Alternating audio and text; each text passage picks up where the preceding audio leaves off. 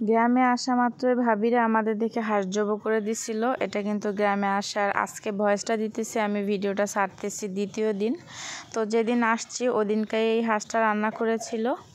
আর হচ্ছে চালের রুটি দিয়ে কিন্তু হাঁসের গোশ ভুনা অনেক মজা লাগে, তো এই জন্য হাঁস আর চালের রুটি বানিয়েছিল।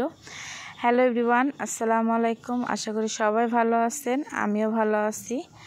তো আমি আসা মাত্রই তো বললাম যে হাঁসটা জবাই করে নিছিল, আর এখন হচ্ছে ভাবি একজনে বাঁচতেছিল। আর এগুলো এই যে আর কি গায়ের যে লোমটা ওইটা বেছে হচ্ছে গিয়ে কল থেকে আবার পরিষ্কার করে নিয়ে আসছে। তো এখন কাটা বাছা করে হচ্ছে কি হাঁসটা রান্না করে নেবে। তো এখন এই যে কেটে নিতেছে ভাবি হাঁসটা, আর একজনে হচ্ছে গিয়ে চালের যে রুটি বানাবে ওইটা প্রসেস করতেছে। তাই তো হাঁসটা কেটে নেওয়া হয়ে গেছে, আর মাশাআল্লাহ হাঁসটা অনেক তেল ছিল। তো পুরো ভিডিও যদিও শেয়ার করতে পারিনি, তো তারা বসিয়েছে, মাঝখান থেকে এসে আমি একটু নাড়াচাড়া করতেছি আর ভিডিও করতেছি আপনাদের জন্য, আপনাদের কাছে শেয়ার করব এই জন্য। তাই তো হাঁসের গোশটা কিন্তু রান্না করা হয়ে গেছে অলরেডি। তাই তো হাঁসের গোশটা রান্না করে হচ্ছে বলে বেটে আর কি বেড়ে নিছিল, নারকেল দিয়ে হাঁসের গোশটা আর কি ভুনা করা হয়েছিল। আর এদিকে হচ্ছে গিয়ে চাল দিয়ে আর কি চালের গুঁড়া দিয়ে যে রুটিটা বানাবে ওইটা হচ্ছে এখানে কাই করে নিছিল।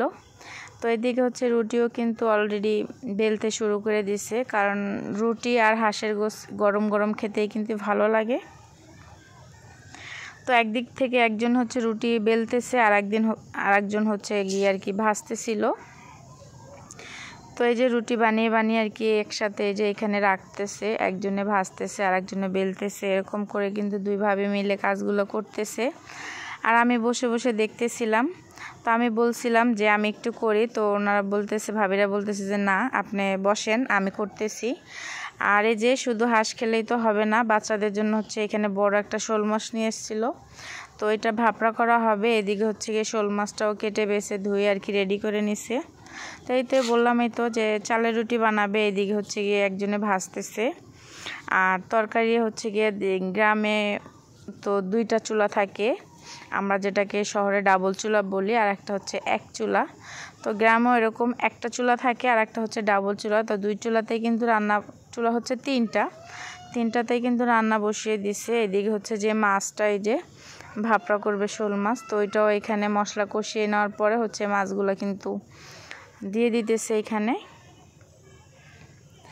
তো গ্রামে আসলে কিন্তু এই জিনিসগুলো আর কি ভাবিদের সাথে একটা অনেক ভালো একটা মুহূর্ত কাটে। আর শহরে তো একা একা বাসার ভিতর থাকতে হয়, তারপরও আর কি কীরকম যেন একটা শূন্য শূন্য ফাঁকা ফাঁকা আর কি লাগে।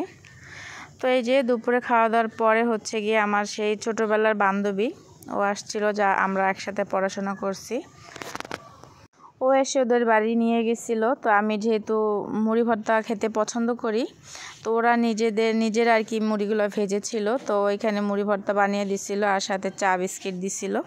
তো আজকের ভিডিওটা কেমন লাগলো অবশ্যই জানাবেন, ভালো লেগে থাকলে অবশ্যই ফলো দিবেন, ইউটিউব থেকে দেখলে সাবস্ক্রাইব